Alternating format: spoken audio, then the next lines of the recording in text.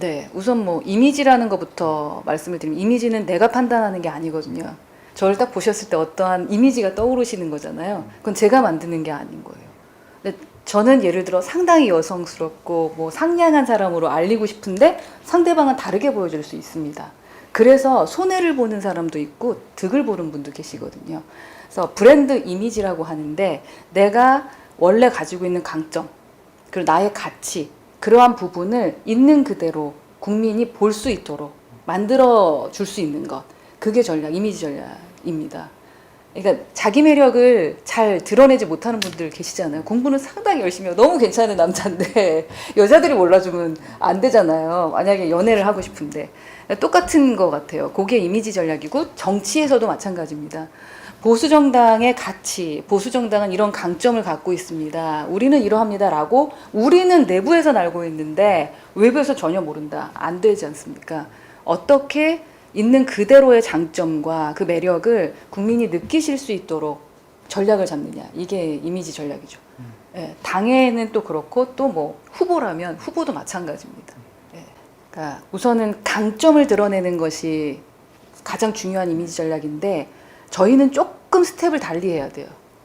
너무 부정적인 이미지가 강하게 이제 각인돼 있다는 거죠. 예를 들어 상품을 새로 만들면 처음부터 그 장점을 갖고 할 수 있는데 사람이 어려운 게 본인이 살아왔던 게 있기 때문에 그거를 어떻게 갑자기 불식시키고 새로운 이미지를 주기가 상당히 어렵잖아요.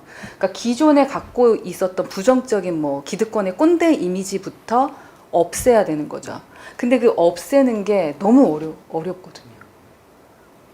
없애는 게. 그래서 우리가 변화, 혁신 이런 얘기를 자꾸 하는 거예요.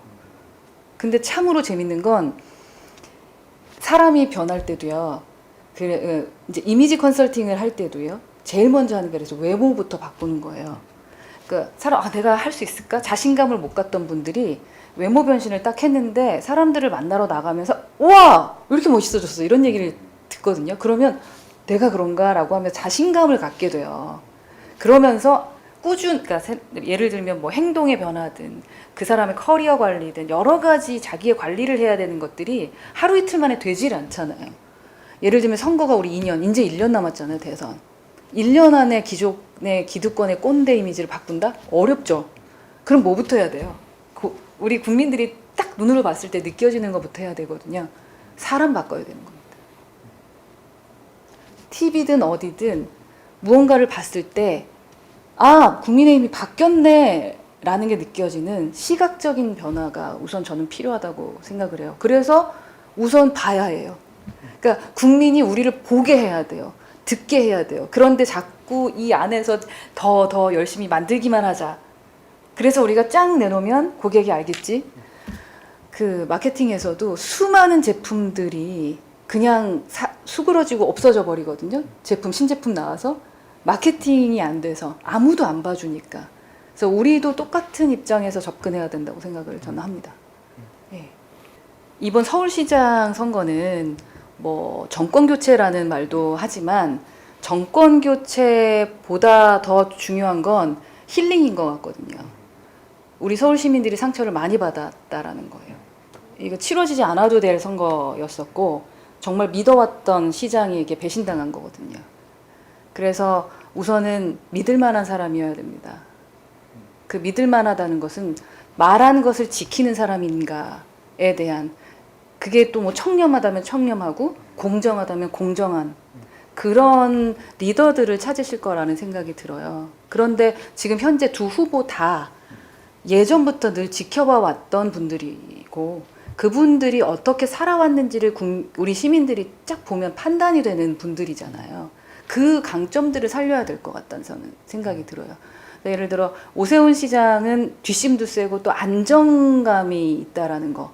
기존의 서울시를 관리해 봤다라는 강점이 있고 또 우리 갑자기 성함이 생각이 안 나요. 안철수 대표 같은 경우는 늘 새로운 시장, 새로운 개혁 이런 부분에 좀 모습을 보여주면서 오셨잖아요. 그러면서 또 그거를 끈기 있게 이렇게 막 해오면서 아닌 듯한데 개혁성을 보여주셨어요. 그러니까 각각이 색깔이 달라요. 근데 다 시민들이 원하는 거야.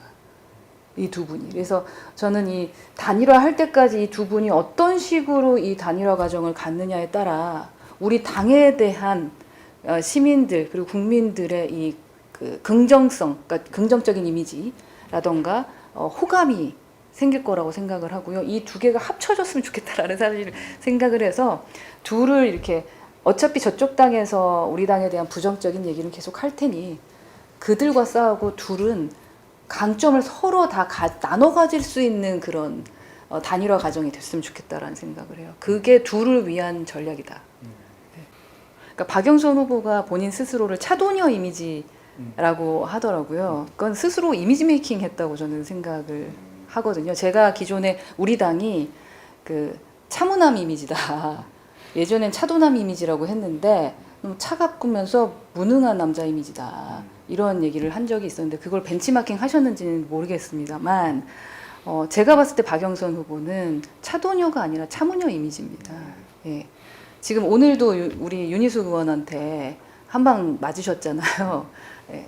어느 순간에 어떻게 국민에게 다가서야 되는지 간단한 이미지 메이킹은 하실 수는 있는 것 같은데 이 서울시장은 진정한 진정성이라던가 진짜 기존부터 갖고 있는 능력으로서 본인을 보여주지 않으면 안 된다.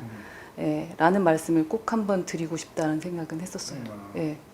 그거는 제가 꼭 넣도록 하겠습니다. 예, 왜냐하면 그게 뭐 기본적으로 자꾸 제가 볼 땐 그 박영선 후보가 되면 똑같아질 것 같거든요. 네 편 내 편 나누고 예, 그런 서울시가 되면 안 되는 거 아닙니까? 그런 해답을 어떻게 줄까를 생각을 하셔야지 지금 이미지 메이킹 할 때가 아니라는 거죠. 네.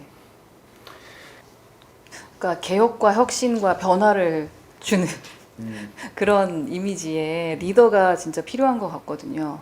아까 말씀드렸지만 우리를 안 봐주니까 우리를 볼 수 있도록 만들어주는 진짜 변화된 분이어야 하고 기존의 중진이라면 진짜 변화된 모습으로 나타나셔야 된다고 생각해요.